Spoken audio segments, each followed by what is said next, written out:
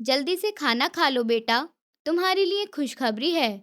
Mummy के चेहरे पर मुस्कुराहट थी और जबकि इससे पहले तो वो हर वक्त परेशान और उदासी नजर आती थी। क्या बात है मम्मी, सब ठीक तो है? क्या आपके कोई खजाना हाथ लग गया है? खजाना तो नहीं मिला, लेकिन मुझे उम्मीद है कि हमारे हालात अब अच्छे होने वाले हैं। लगता है ऊपर वाले ने हमारी सुन ली है। मम्मी बहुत ही भरोसे से ये सब कह रही थी। हिबा खाना खाते हुए पूछने लगी, अच्छा, आप बताइए तो सही क्या बात है? मम्मी सोच विचार करते हुए कहने लगी, अच्छा ठीक है, मैं तुम्हें बता दूंगी, लेकिन उससे पहले तुम्हें मुझसे वादा करना होगा कि तुम मना नहीं करोगी। अच्छा ठीक है मम्मी, मैं वादा करती हूँ कि मना नहीं करूंगी। अब बताइए तो सही, बात क्या है? मम्मी कहने लगी, तुम्हारे लिए एक रिश्ता आया है, और रिश्ता भी ऐसा कि तुम सुनते ही फौरन हाँ कर दो बस बेटा, अब तुम देर मत करो हाँ करने में। हिबा ने सर हिलाते हुए कहा, आपने ये सोचा भी कैसे कि मैं इन हालातों में शादी करूंगी? पहले हमारे घर के हालात तो देखिए, और आप मुझसे शादी की बात कर रही हैं। नहीं बेटा, ये शादी ही अब हमारे बुरे हालात से निकलने का सहारा बनेगी। बस अब तुम मेरी बात मान लो और वादा करो कि तुम मेरी बात सुनकर मना नहीं करोगी। बेटा, वो जो तुम्हारा बॉस है ना, जहाँ पर तुम पहले नौकरी करती थी, उसने मुझसे कहा है कि वो तुम्हें पसंद करता है और तुमसे शादी करना चाहता है, लेकिन तुमने उसे मना कर दिया है। क्यों बेटा? क्या तुमने घर के हालात नहीं देखे? क्या तुम जानती नहीं हम कितनी परेशानी में हैं?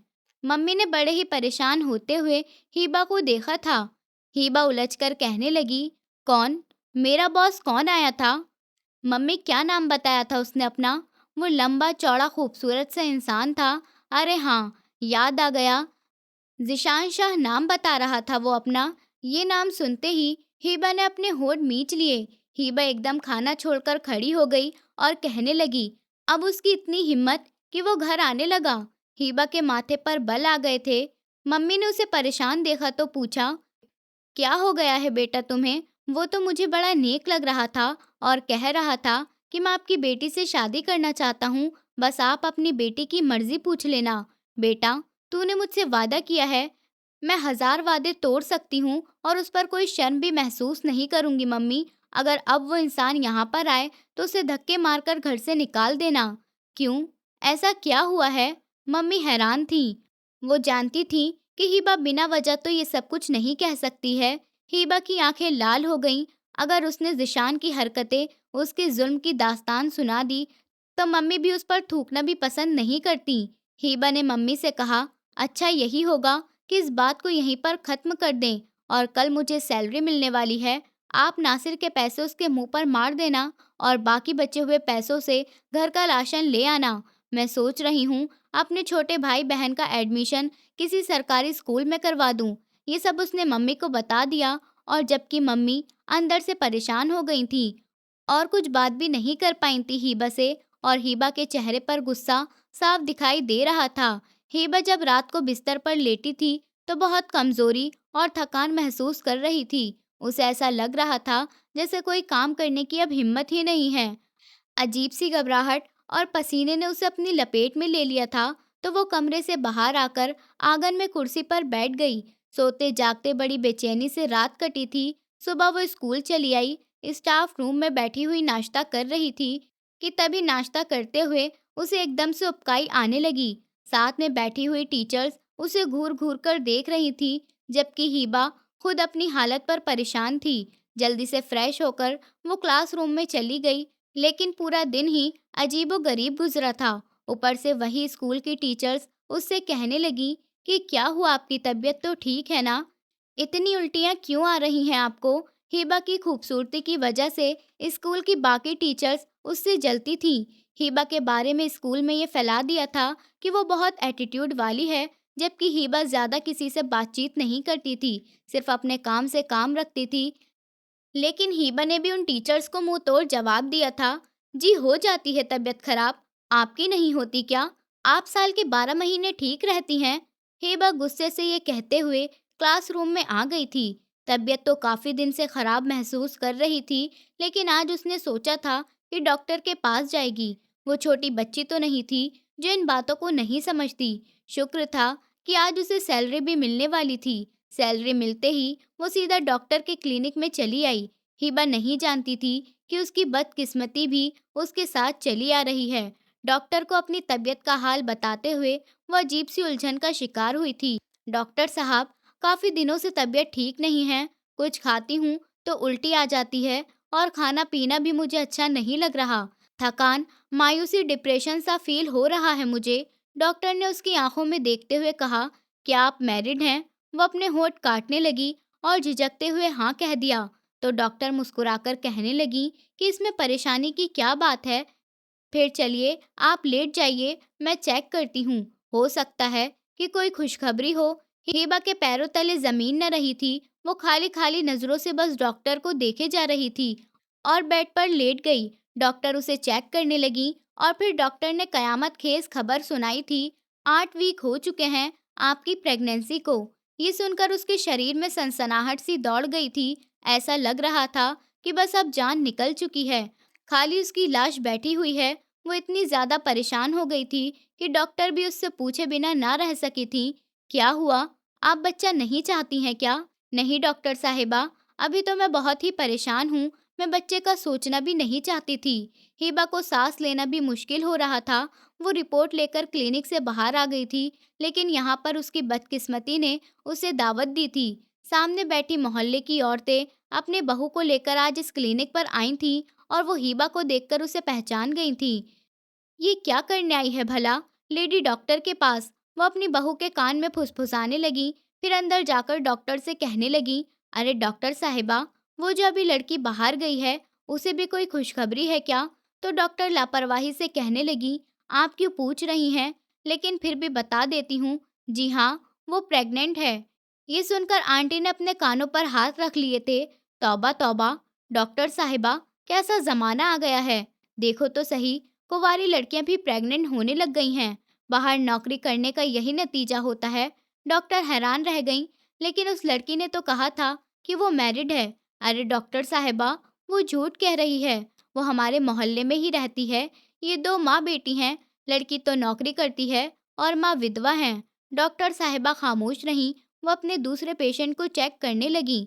हिबा थके कदमों से घर आई थी। सारी सैलरी माँ के हाथ में रखकर वो चारपाई पर लेट गई। मम्मी सैलरी को देखकर खुश हुई, लेकिन फिर मायूस हो गईं कि इसमें से आधे से ज्यादा पैसे तो वो नासिर ले जाएगा। लेकिन हिबा ने अपनी मम्मी को कोई जवाब नहीं दिया।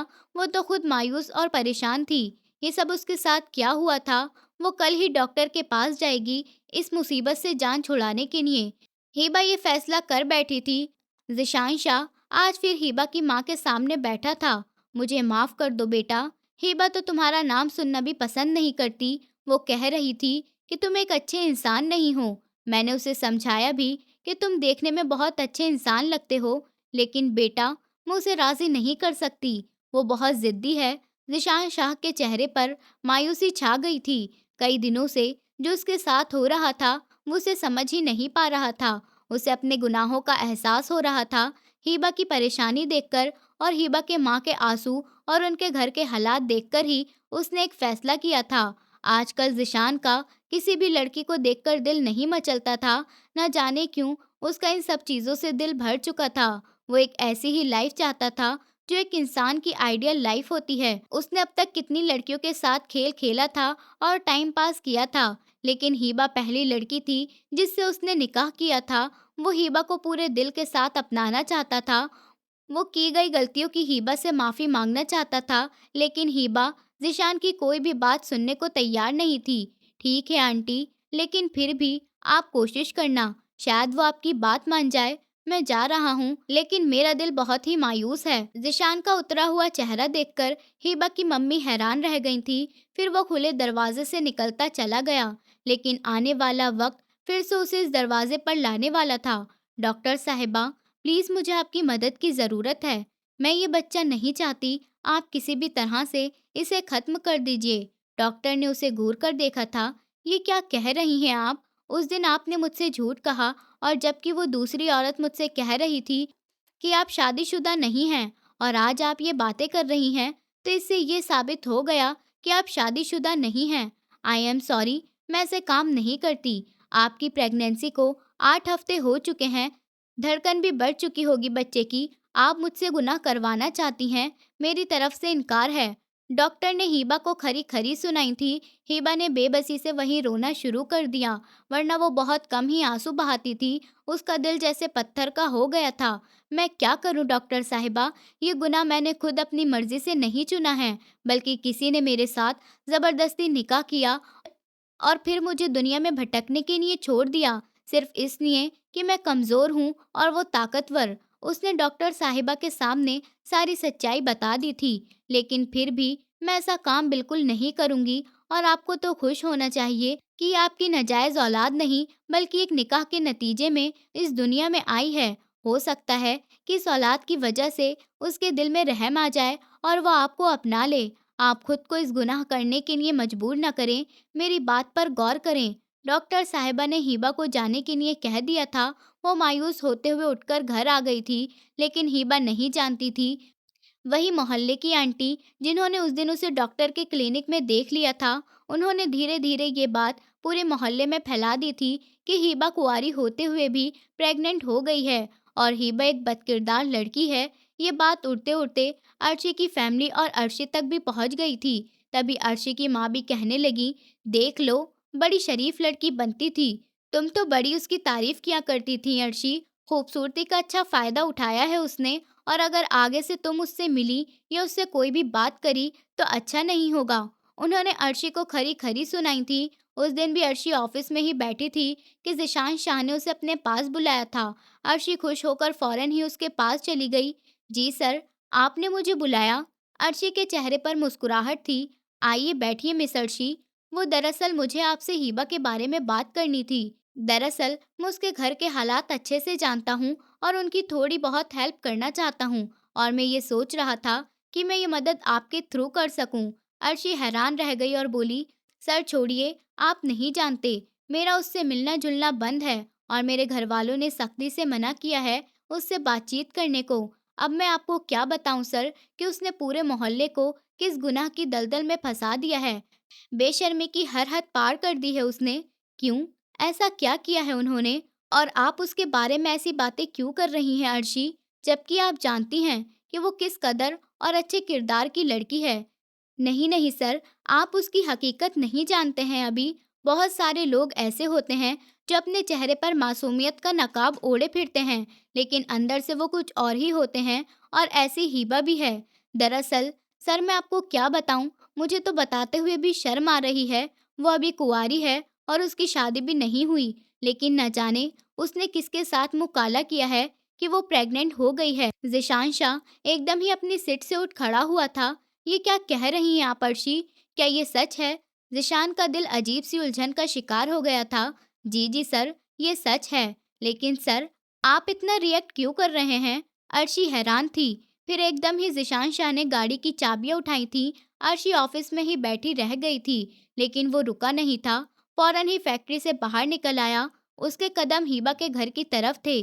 ज़िशान नहीं जानता था कि एक तूफान वहां भी उसका इंतजार कर रहा है। दरवाज़ा खोलो हिबा की मम्मी, ये ड्रामा यहाँ नहीं चलेगा। ये शरीफों का मोहल्ला है। 2-3 औरतें, 3-4 आदमी उनके दरवाजे के बाहर आकर चिल्लाने लगे। ये सुनकर हिबा की माँ का दिल कांपने लगा। हिबा, जो अभी अभी किचन साफ कर कर बैठी थी, इस अचानक वाली आफत पर हैरान रह गई। ये क्या तमाशा लगा रखा है बाहर मम्मी, मोहल्ले वालों ने? वो हैरान थी। तभी मम्मी ने दरवाज़ा खोला तो मोहल्ले की आंटी उन्हें नफरत से देखकर कहने लगी, देख, तू विधवा है, तेरी बेटी के सर पर बाप का साया नहीं है, हम जानते हैं, लेकिन तुम लोग सारी हदें पार कर दोगे। तेरी बेटी ने मुंह काला किया है, ये बात हम बहुत अच्छी तरह जानते हैं। तेरे घर का गुजारा कैसे हो रहा है, इससे हमें लेना देना नहीं है, लेकिन ये काम हम इस मोहल्ले में नहीं होने देंगे। जाओ, निकल जाओ तुम दोनों माँ बेटियां यहाँ से। हिबा ने ये अल्फाज भी सुन लिए थे। क्यों निकले हम यहाँ से? क्या ये जमीन आपने खरीद रखी है या आपका घर है? और ये आप उल्टी सीधी क्या बकवास कर रही हैं? हिबा गुस्से से पागल हो रही थी। अरे देखो तो सही इस लड़की को, गुनाह की दलदल में कदम रखकर भी ये कैसे बोल रही है। कुंवारी होकर भी प्रेग्नेंट हो गई और इसको जरा भी शर्म नहीं आ रही। सारे मोहल्ले वाले मिलकर कहने लगे, निकालो इन दोनों माँ बेटियों को, ये लड़की बदकिरदार है। वो लोग शोर मचा रहे थे, नफरत से हिबा को देख रहे थे। और ये सब देखने के बाद तो जैसे हिबा के अंदर जान ही ना रही थी। हिबा नहीं जानती थी कि मोहल्ले वाले उसके राज जान चुके हैं। वो राज जो वो अब तक अपनी माँ को भी नहीं बता पाई थी, लेकिन मोहल्ले वालों को इसकी खबर हो गई थी। अब हिबा खामोश हो गई थी। हिबा की खामोशी देखकर उसके मोहल्ले की आंटी चिल्लाने लगी। सच सामने आया तो कैसे सांप सूंघ गया इस लड़की को। ए लड़की, चल अपने घर वालों को लेकर निकल यहाँ से। तुम जैसे लोगों के लिए कोई जगह नहीं है इस मोहल्ले में। उन आंटी ने हिबा का हाथ पकड़कर जैसे ही घसीटना चाहा, अचानक की एक शेर जैसी दहाड़ उनके पीछे आई थी। खबरदार, जो किसी ने हाथ भी लगाया तो मैं तुम सबके हाथ तोड़कर रख दूंगा। हिबा अपने दरवाजे पर खड़ी थी। अचानक ही जिशान उसके पास आकर खड़ा हो गया। जिशान शाह, जो लोगों को उनके जवाब देने के लिए उनकी आंखों में आंखें डालकर खड़ा था। अर्शी के पापा भी उस भीड़ में खड़े थे। तभी वो जिशान को देखकर लोगों के कानों में फुसफुसाने लगे, अरे ये तो शाह इंडस्ट्रीज का मालिक है, जिशान शाह। इसकी कंपनी में ही तो मेरी बेटी नौकरी करती है। सब लोगों को पता चल गया था कि सामने खड़ा इंसान बहुत अमीर और करोड़ों की जायदाद का मालिक है। मैं हूँ इसका हस्बैंड। हिबा ने मुझसे निकाह किया है और इसके पेट में जो बच्चा है वो शाह इंडस्ट्रीज का वारिस है। अब कोई उस पर उंगली उठाने वाला मेरे सामने आ जाए। वो भीड़ में खड़ी सभी औरतों और आदमियों को घूरते हुए कह रहा था। तभी वो हिबा का हाथ पकड़कर कहने लगा, चलो हिबा, मैं तुम्हें लेने आया हूँ। तुम कुछ दिनों के लिए मुझसे नाराज होकर घर आ गई थी, लेकिन अब मैं वापस आ गया हूँ तुम्हें लेने के लिए।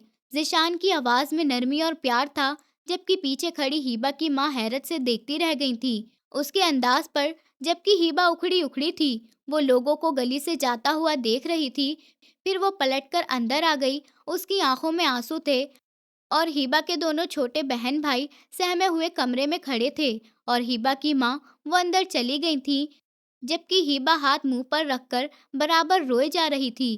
प्लीज मुझे माफ कर दो, मैं तुमसे माफी मांगने आया हूँ हिबा। क्या मैं माफी के काबिल भी नहीं हूँ? मैं तुम्हें अपनाना चाहता हूँ।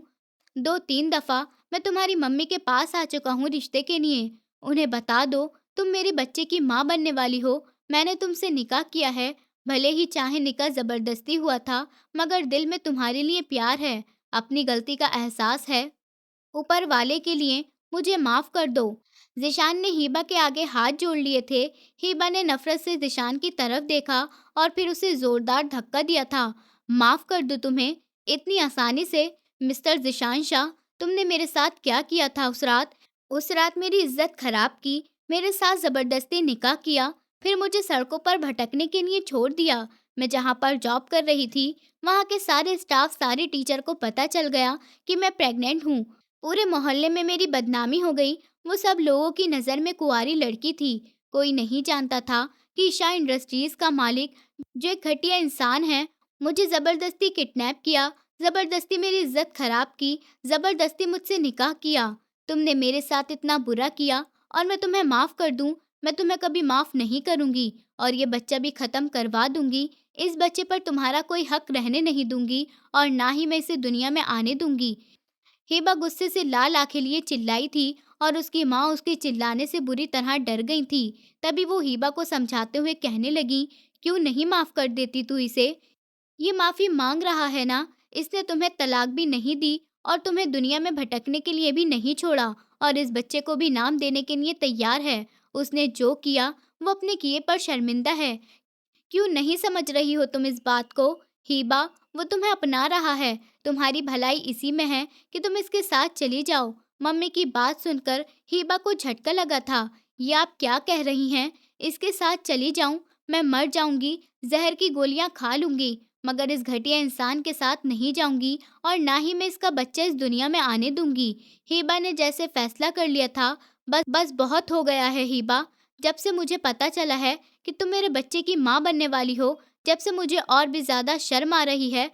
मैं तुमसे माफ़ी मांगने आया था, खुद को माफ़ करवाने की कोशिश कर रहा था, लेकिन तुम उल्टा मेरे बच्चे को मारने की धमकियाँ दे रही हो। ये मैं बिल्कुल बर्दाश्त नहीं करूँगा। ठीक है, जब तक ये बच्चा इस दुनिया में नहीं आ जाता, तुम मेरे पास ही रहोगी, क्योंकि मुझे डर है तुम मेरे बच्चे को मार डालोगी, उसे ख़त्म करवा दोगी। लेकिन मैं हर कीमत पर अपना बच्चा इस दुनिया में लाना चाहता हूँ और दूसरी तरफ तुम्हारी माँ है, तुम्हारे बहन भाई हैं। मैं इनकी ज़िम्मेदारी उठाने के लिए तैयार हूँ। मैं इन्हें अच्छी से अच्छी ज़िंदगी दूँगा, लेकिन जब तक तुम मेरे पास रहोगी, जब तक ये बच्चा इस दुनिया में नहीं आ जाता, उसके बाद तुम्हारी मर्ज़ी है। अगर तुम खुद अलग होना चाहती हो तो वो तुम्हारी मर्ज़ी होगी, लेकिन मैं ज़िंदगी भर तुम सबको अपनाने के लिए तैयार हूँ। ज़ीशान शाह की आँखों में सच्चाई थी, मगर हिबा ने नफ़रत से मुँह फेर लिया था। हिबा नफ़रत से देखते हुए अपने कमरे में जाने लगी थी कि तभी ज़ीशान ने उसका हाथ पकड़ लिया और बोला, मैं तुम्हें अपने साथ लेकर ही जाऊँगा। छोड़ो मुझे, तुम मेरे साथ ज़बरदस्ती नहीं कर सकते। हिबा चिल्ला रही थी, लेकिन ज़ीशान शाह के बाहर खड़े गार्ड ने उसके एक इशारे पर गाड़ी का दरवाज़ा खोल दिया। ज़ीशान ने हिबा को गाड़ी में बैठने को कहा, तो हिबा ने गुस्से से दाँत पीस लिए। अगर गली में तमाशा करती तो सारे लोगों को पता चल जाता। वैसे भी सब लोगों ने देख लिया था। 2-3 औरतें अपने दरवाजे से झाँक-झाँक कर ये तमाशा देख रही थीं, जबकि हिबा की माँ कुछ न बोल सकी थी। हिबा की मम्मी को नहीं मालूम था कि उनकी बेटी प्रेग्नेंट है और कुछ दिनों पहले शाह इंडस्ट्रीज का मालिक ज़बरदस्ती उससे निकाह कर चुका है। आज ये कहानी उनके सामने आई थी तो वो बहुत बड़े सदमे का शिकार हुई थीं। हिबा आखिरकार ज़ीशान के साथ चली गई थी, ज़बरदस्ती ही सही, लेकिन ज़ीशान शाह ने उसे अपना लिया था। ज़ीशान हमेशा हिबा को अपने पास रखना चाहता था। न जाने क्या बात थी कि हिबा ज़ीशान के दिल की गहराइयों में उतर चुकी थी और वो हिबा से दूर नहीं रह सकता था। ज़ीशान आगे बैठा पीछे की सीट पर उसे देख रहा था, जो गुस्से से बस ज़ीशान को घूरे जा रही थी। हिबा की आंखों से जैसे आग निकल रही थी। फिर हिबा से हल्के-हल्के फुसफुसाकर कहने लगा, इतना गुस्सा तुम्हारी सेहत के लिए अच्छा नहीं है। हिबा प्लीज़ कंट्रोल करो अपने गुस्से पर, वरना हमारे बच्चों को नुकसान पहुंच सकता है। और हिबा ने नफ़रत से मुंह फेर लिया था। वो ज़ीशान शाह की बात का कोई भी जवाब नहीं देना चाहती थी। वो नहीं जानती थी कि ज़ीशान उसे कहाँ लेकर जा रहा है। हिबा इस वक्त कुछ भी नहीं कर सकती थी, लेकिन एक बात थी, जिस तरह मोहल्ले के लोग इकट्ठे होकर उसके दरवाजे पर आए थे, उससे साफ लग रहा था कि वो लोग उसके छोटे भाई-बहन, उसकी माँ और उसे इस मोहल्ले से धक्के मारकर बाहर निकाल देंगे। अगर ऐसा होता तो उसकी इज्जत 2 कौड़ी की रह जाती। पहले ही कर्ज से उसके कंधे झुक गए थे और अब तो शायद उसकी इज्जत भी खराब होने वाली थी सबकी नज़रों में। वो सब लोग उसे बेशर्म, बदकिरदार न जाने क्या-क्या कह रहे थे और अगर वक्त पर ज़ीशान शाह ना आता तो उनका क्या हाल होता। लेकिन एक बात हिबा को खटकी थी कि ज़ीशान को कैसे पता चला कि वो प्रेग्नेंट है और ज़ीशान हिबा तक कैसे पहुंचा। ये बात हैरान कर रही थी उसे। वो खाली-खाली नज़रों से गाड़ी के दरवाजे को देख रही थी, जबकि ज़ीशान शाह की आंखों में उसके लिए मोहब्बत थी। अगर हिबा पलटकर ज़ीशान शाह की आंखों में देख लेती, तो शायद एक पल के लिए उसे समझ जाती। हिबा ने अपने दिल में ज़ीशान के लिए नफ़रत पाल रखी थी, इतनी नफ़रत कि वो उसे देखना भी नहीं चाहती थी। उसे ज़ीशान के वजूद से घिन आती थी। वो ज़ीशान से चिढ़ महसूस करती थी। अभी भी वो दिल पर पत्थर रखकर उसके साथ बैठी थी। अभी भी वो दिल पर पत्थर रखकर उसके साथ बैठी थी, अपने आप को बहुत ही बेबस और लाचार समझते हुए अपनी जिंदगी की लगाम न जाने कैसे ज़ीशान के हाथ में दे दी थी। वो समझ रही थी कि शायद ज़ीशान उसे फ्लैट पर लेकर जा रहा है, जहाँ पर उसका निकाह हुआ था। लेकिन गाड़ी एक शानदार बंगले के सामने रुकी थी। बहुत ही खूबसूरत इमारत आसमान से बातें कर रही थी। प्लीज़ हिबा, मैं तुम्हारे आगे हाथ जोड़ता हूँ, तुमसे मिन्नत करता हूँ कि तुम यहाँ पर कोई तमाशा मत करना। हिबा ने ज़ीशान को घूरते हुए कहा, तमाशा ना करूँ, मैं चीख-चीख कर बताऊँगी सबको कि तुमने मेरे साथ क्या किया है। उसके ज़िद्दी अंदाज़ को देख उसके ज़िद्दी अंदाज़ को देखकर ज़ीशान ठंडी सांस भरकर रह गया, फिर उसे लेकर अंदर आ गया था। दादू सामने ही लॉन्च में बैठी थीं, गोरी चिट्टी, एक महंगा सूट पहने, आँखों पर आई ग्लासेस लगाए, टीवी पर कोई प्रोग्राम देखने में बिज़ी थीं। साथ ही उन्होंने एक ड्राई फ्रूट का बॉक्स अपने सामने रखा हुआ था। जैसे ही उन्होंने ज़ीशान को आते हुए देखा तो मुस्कुरा दी, लेकिन अचानक फिर उनकी नज़र ज़ीशान के पीछे आती हुई लड़की पर पड़ी थी। सादे से पिंक कलर के कपड़े पहने और अपने सर पर दुपट्टा ओढ़े, वो लड़की बहुत ही खूबसूरत थी। हाउ आर यू दादी, कैसी हैं आप? आज मैं खास मेहमान लेकर आया हूँ। मैंने बताया था ना जिसके बारे में आपको। हिबा, मैं इसको अपने साथ ले आया हूँ। दादू, मैंने इससे निकाह कर लिया था। ये मेरे साथ फ्लैट में रह रही थी, लेकिन आज मैं इसे यहाँ ले आया हूँ क्योंकि ये हमारे खानदान के वारिस को जन्म देने वाली है। जिशान ने बिना डरे हिबा की सच्चाई अपने दादू को बता दी थी। जबकि हिबा हैरान होती हुई ज़ीशान को देख रही थी। लड़के, तुम्हें तो सरप्राइज देने की आदत है, लेकिन इतने बड़े सरप्राइज मत दिया करो। अभी मेरी ऐसी उम्र नहीं है। वो हैरत से हिबा को देख रही थी, जो सारी दुनिया से रूठी हुई बराबर जमीन को देखे जा रही थी। तुम सच कह रहे हो क्या ज़ीशान? तुमने सच में इस लड़की से शादी कर ली है? तुम और किसी लड़की से शादी कर लो, ये मैं मान ही नहीं सकती। और अगर तुमने इस लड़की से शादी कर ही ली है, तो ये बहुत ही खुशनसीब और ख़ास होगी। तभी तो तुमने इसे अपनाया है और इसका नाम भी बहुत खूबसूरत है, हीबा। बहुत ही प्यारी लड़की है, बिल्कुल चाँद का टुकड़ा है। दादू उसकी तारीफ़ कर रही थी और हीबा हैरान रह गई। ना कोई लड़ाई झगड़ा, ना कोई बात। उन्होंने एकदम हीबा को अपने घर की बहू मान लिया था, लेकिन हीबा नहीं जानती थी कि ज़ीशान ने पहले ही अपनी दादू को हीबा के बारे में बता रखा था। यहाँ आओ बेटा, मेरे पास। दादू ने हीबा को इतने प्यार से अपने पास बुलाया कि हिबा कोई बदतमीजी भी नहीं कर सकती थी। वो खामोशी से जाकर उनकी बराबर में बैठ गई और अपने हाथों को देखने लगी। रोने के निशान उसके चेहरे पर दिखाई दे रहे थे। दादू उसको देखकर ही पहचान गई। क्या हुआ? आप बहुत परेशान लग रही हैं। क्या ज़ीशान ने तुम्हारे साथ बदतमीजी की या कोई जोर जबरदस्ती की? दादू परेशान होकर हिबा से पूछ रही थी। हिबा ने ना में सर हिला दिया। जी नहीं, बस तबीयत थोड़ी ठीक नहीं लग रही। मैं बहुत ही खुश हूँ कि ज़ीशान का बच्चा इस दुनिया में जन्म लेने वाला है। अभी तो ज़ीशान के मम्मी-पापा अमेरिका गए हुए हैं 3 महीने के लिए। उन्हें तो इस बारे में पता भी देर से चलेगा और उनका ट्रिप खराब करने की हमें क्या ज़रूरत है। इसलिए मैं ये बात उन्हें नहीं बताऊँगी। जब वो वापस आएँगे तभी उन्हें ये बात पता चलेगी। और हिबा, तुम यहाँ आराम से रहो।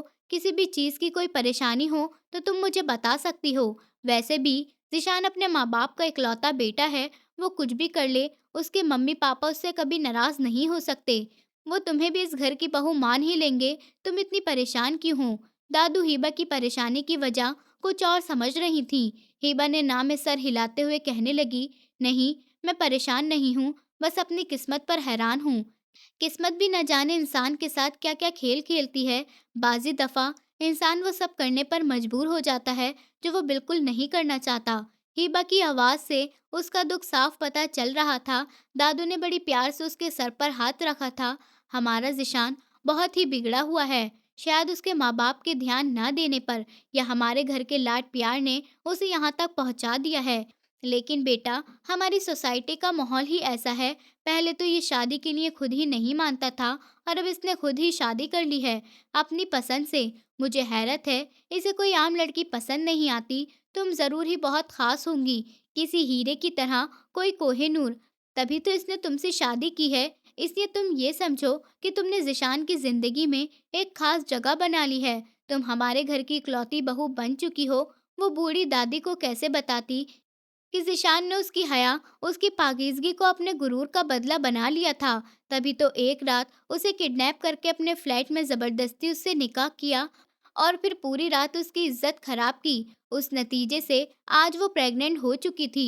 लेकिन हिबा ये सब बातें दादू से ना कह पाई। शायद उनकी नर्म आवाज़, उनकी मेहरबानी, उनकी बातें उसे ये सब कहने पर मजबूर कर रही थीं। हिबा की मायूसी को देखकर वो कहने लगी कि मैं मैट से कहती हूँ वो तुम्हें ज़ीशान के कमरे में छोड़ आए। तुम वहाँ पर आराम करो, इतने में तुम्हारे लिए अच्छा सा खाना बनवाती हूँ। दादू ने बड़ी प्यार से हिबा के सफ़ेद गाल पर हाथ फेरा था।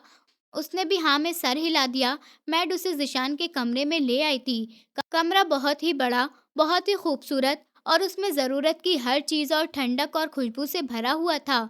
हल्के नीले पर्दे उसकी तबीयत पर असर डाल रहे थे। हिबा को सुकून महसूस हो रहा था। न चाहते हुए भी वो बेड पर लेट गई।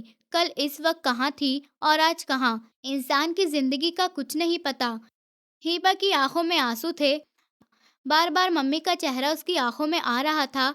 हिबा परेशान और मायूस होने की वजह से ज़ीशान शाह के सामने कुछ भी नहीं बोल पाई। उसके दोनों छोटे बहन भाई कैसे होंगे? एकदम ही वो बेचैन होकर उठी थी। फिर उसने तकिए पर सर रख लिया और काफ़ी देर तक आंसू बहाती रही। फिर रोते रोते ही सो गई। काफ़ी देर बाद ज़ीशान कमरे में आया था। हिबा को बेड पर सोता देख उसका दिल अंदर तक खुश हो गया था। ज़ीशान हिबा को देखकर मुस्कुराने लगा। हालांकि हिबा के चेहरे पर आंसुओं के मोटे-मोटे निशान थे और पलकें भी आंसुओं से भीगी हुई बड़ी खूबसूरत लग रही थीं। जिशान हिबा को गौर से देखता रहा। उसे बड़ी ही प्यारी लग रही थी। उसका बड़ा सा दुपट्टा अभी तक उसके कंधों पर मौजूद था। जिशान ने बड़े ही प्यार से उसके बालों को पीछे किया था, जो उसको सोते हुए परेशान कर रहे थे। अचानक हिबा की आंख खुल गई। ये क्या कर रहे हैं आप? मेरी नींद का फ़ायदा उठा रहे हैं। वो गुस्से में ज़िशान पर इल्ज़ाम लगाने लगी, जबकि ज़िशान मुस्कुराकर बोला, मैं कुछ नहीं कर रहा था हिबा, और वाइफ़ के साथ ज़बरदस्ती नहीं की जाती। आज से पहले किसी भी लड़की ने मेरे इस कमरे को नहीं देखा है, सिवाय तुम्हारे।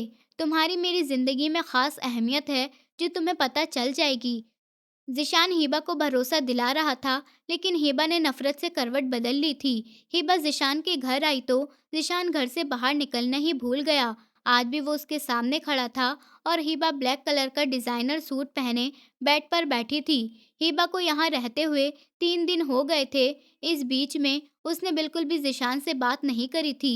ज़िशान कोई भी बात करता तो उसका जवाब देना गवारा नहीं समझती थी, बल्कि अपने होंठ मींच लेती और खामोश रहती।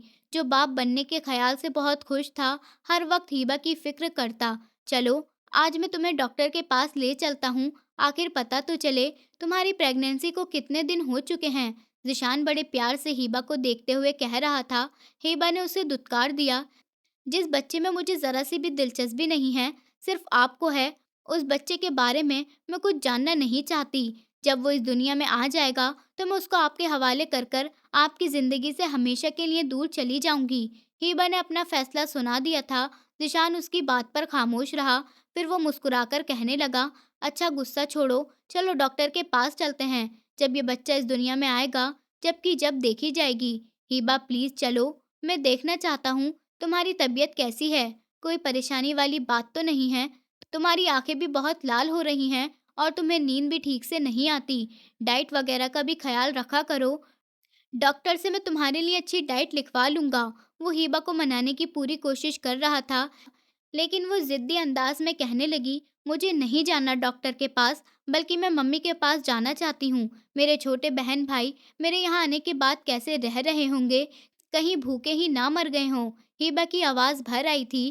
ज़िशान शाह ने उसे तसल्ली देते हुए कहा, तुम परेशान मत हो।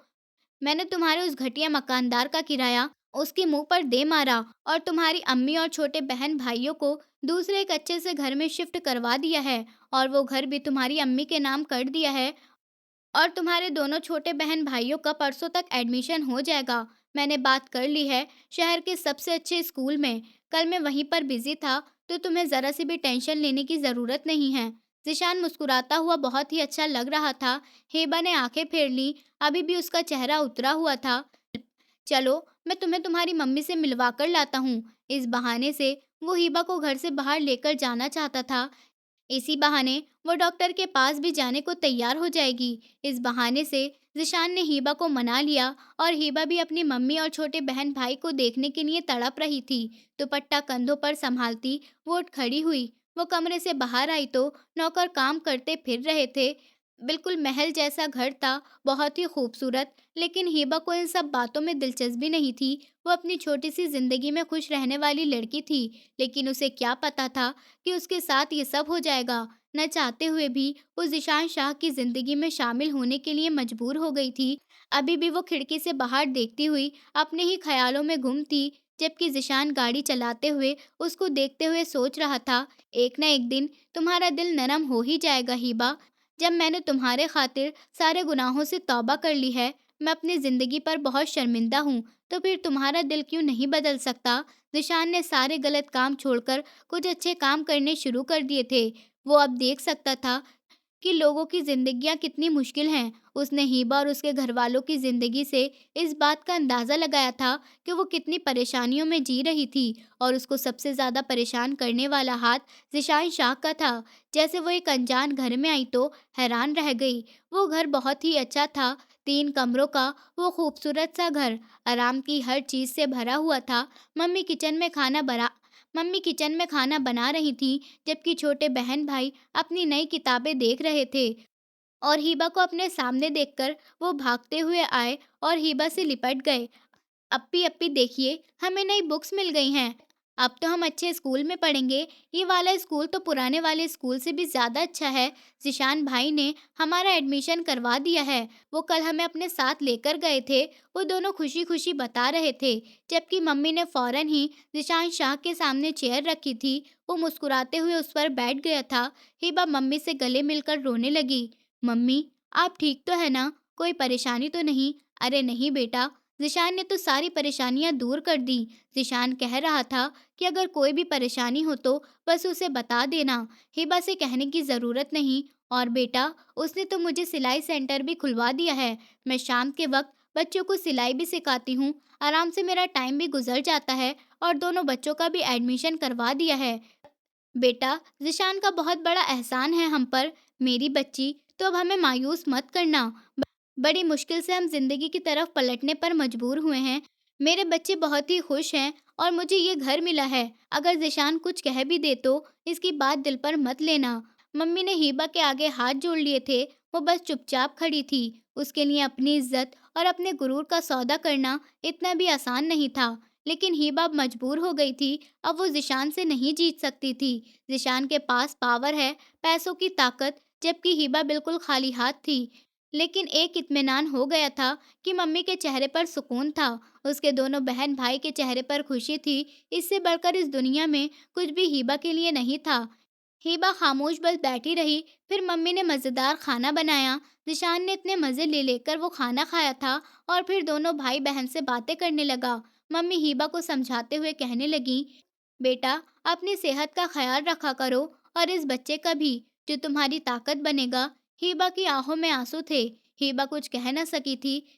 फिर रास्ते में ज़ीशान हिबा की मिन्नतें करते हुए कहने लगा, बस एक बार डॉक्टर के पास चलो मेरे साथ, प्लीज़ यार, मना मत करना। हिबा चुप रही। उसकी खामोशी में ही हाथ थी। इस वक्त ज़ीशान शाह हिबा को सबसे अच्छे हॉस्पिटल में ले आया था, उसके टेस्ट वगैरह करवाने के लिए और ये पता लगवाने के लिए कि प्रेगनेंसी के कितने दिन हो चुके हैं। डॉक्टर के मुताबिक 3 महीने हो गए थे। ज़ीशान बहुत ही खुश था और हिबा को लेकर घर आ गया था।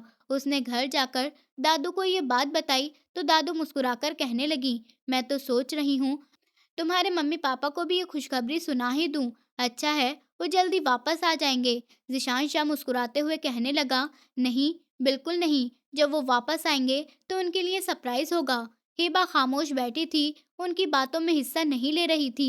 दादू ने गौर से हिबा का चेहरा देखा और फिर ज़ीशान से कहने लगी कि तुमने अपनी वाइफ़ को बहुत ही नाखुश रखा हुआ है। हिबा इतनी उदास क्यों नज़र आ रही है? दादू की बात पर ही हिबा ने अपनी आंखें झुका ली थीं। फिर ज़ीशान कहने लगा, आप ही समझाएं दादू इसे कुछ, कि इस हालात में खुश रहना कितना ज़रूरी है और ये पता नहीं क्या-क्या सोचती रहती है।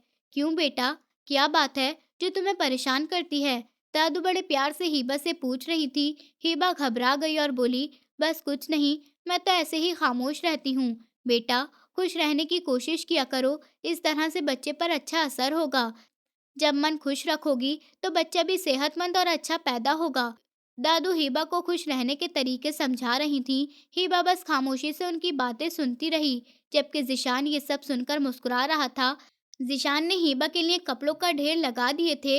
एक से एक खूबसूरत डिज़ाइनर कपड़े और खाने पीने की सारी चीज़ें, रूम फ्रीजर उसने चॉकलेट और आइसक्रीम से भर दिए थे। ज़ीशान किसी चीज़ में भी कोई कमी नहीं छोड़ रहा था।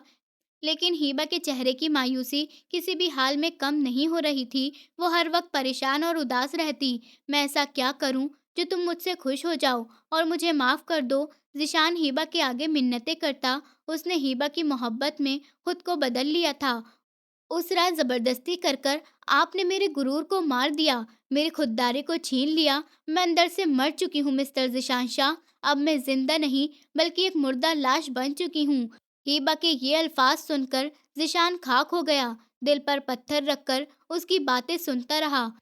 हिबा का दिल बहलाने के लिए वो अक्सर उसको उसकी मम्मी के घर ले जाया करता, जहाँ वो खुशहाल जिंदगी गुजार रही थी। ज़ीशान शाह की वजह से उसके दोनों बहन भाई एक अच्छे स्कूल में पढ़ रहे थे, जबकि मम्मी ने घर में सिलाई सेंटर बना ही लिया था। वो अपनी सिलाई एकेडमी चला रही थी। जब भी जाती, मम्मी का चेहरा खुशी से चमकता हुआ देखकर हिबा सोचने पर मजबूर हो जाती, क्या उसे ज़िशान शाह को माफ़ कर देना चाहिए? मम्मी के चेहरे की वो खुशी, छोटे भाई-बहन के चेहरे की मासूमियत, उनके चेहरे पर खुशी की चमक, आखिर ये ज़िशान शाह की वजह से ही तो आई थी। हिबा इस बात को सोच-सोच कर परेशान हो जाती। आखिरकार हिबा अपने आप से हार मानती जा रही थी। उसकी प्रेगनेंसी का 7वां महीना था, जब अचानक ही उसके सास-ससुर फॉरेन कंट्री से वापस आ गए थे। वो इस नए सरप्राइज़ को देखकर बिल्कुल भी नहीं चौंके थे, क्योंकि दादू ने फ़ोन पर सब कुछ बता दिया था। ज़िशान शाह ने शादी कर ली है, वो भी एक खूबसूरत लड़की से। वो लड़की बहुत ही सादा और पाकीज़ा है, बड़ी नेक है, बिल्कुल खामोश रहती है, ज़्यादा किसी से बात भी नहीं करती, लेकिन वो प्रेग्नेंट है। इसलिए ज़िशान शाह उसका दिन-रात ख़्याल रखता है, अपनी जान से भी ज़्यादा। लगता है कि ज़िशान शाह उससे बहुत ही ज़्यादा मोहब्बत करने लगा है। जब हिबा उनके बेटे की खुशी थी, तो उन्हें भला क्या एतराज़ हो सकता था? ज़िशान के पापा अहमद शाह ने हिबा को अपनी बहू मान लिया था, जबकि ज़िशान की मम्मी भी उसे खुशहाल दिखाई देती थी। हिबा हैरान थी, वो यही सोचती थी कि जब उसके पेरेंट्स आएंगे तो उस पर गुस्सा करेंगे, चीखेंगे, चिल्लाएंगे, क्योंकि अक्सर ही हिबा ने ऐसा सुना था, जब भी लड़के अपनी मर्जी से शादी कर ले तो उनके माँ बाप जल्दी से राज़ी नहीं होते, बल्कि काफ़ी हद तक तो यही मामले होते हैं कि उनके माँ-बाप उस लड़की को घर से निकाल देते हैं। लेकिन यहाँ मामला उल्टा हुआ था। मिस्टर शाह बड़े ही प्यार से उससे पूछ रहे थे, बेटा, कौन सी डेट है? डॉक्टर ठीक से आपका चेकअप तो कर रहे हैं ना? मैं इन लोगों की खुशी और प्यार देखकर हैरान थी, लेकिन ये राज बाद में उसके सामने आया था, जब दादू ने उसे एक दिन ये बात बताई। मिस्टर अहमद शाह की शादी के 10 साल बाद उनकी औलाद हुई थी। तो ये उन लोगों की खुशी है कि ज़िशान शाह इतनी जल्दी बाप बनने वाला है। और फिर हमारे ख़ानदान में शुरू से ही दस्तूर चला आ रहा है, जो भी इस ख़ानदान में शादी करता है तो उसकी सिर्फ़ एक ही औलाद इस दुनिया में आती है। ज़िशान शाह के पापा अहमद शाह, वो भी इकलौते थे, और ज़िशान भी इकलौता है। और अब मैं चाहती हूँ कि मेरे ज़िशान के 4 बच्चे तो ज़रूर हों। बेटा, हम बहुत खुश हैं। देखो ना, ऊपर वाले ने कितनी जल्दी तुम्हारी गोद भर दी। भले ही उसने तुमसे पसंद की शादी की है, लेकिन हमें इस बात का कोई एतराज़ नहीं। हमें तो इस बात की खुशी है, ज़िशान बहुत जल्दी बाप बनने वाला है। वरना मैं सोचती, जिस तरह 10 साल बाद मुझे पोते की खुशी मिली, इसी तरह शायद मेरी बहू को भी ये खुशखबरी बहुत देर से मिलेगी। और हिबा हैरान बैठी रह गई। शायद ये सब कुछ ऐसे ही होना लिखा था। वो दादू के सामने कुछ ना बोल सकी थी कि उस औलाद की वजह से वो उनके लिए इतनी खास हो गई है, जिसे वो खत्म करने की सोच रही थी, जिसे वो दुनिया में लाना ही नहीं चाहती थी। जब ही तो ज़िशान शाह सुनते ही भागा चला आया था, और जब उसने साफ लफ्ज़ों में उससे कहा कि मैं इस बच्चे को दुनिया में लाना नहीं चाहती हूँ, वो गम और गुस्से से पागल होकर उसे वहां से ले आया। अपने महल जैसे घर में बस बैठी रहती या सो जाती। अभी भी हिबा सोते हुए ज़िशान को देख रही थी। दिल अजीब तरह से धड़क रहा था। वैसे ये इतना बुरा भी नहीं है, जितना मैं इसके बारे में सोचती हूँ। दिल चाह रहा था कि उसके काले सिया बाल वो ज़िशान के माथे से हटा दे।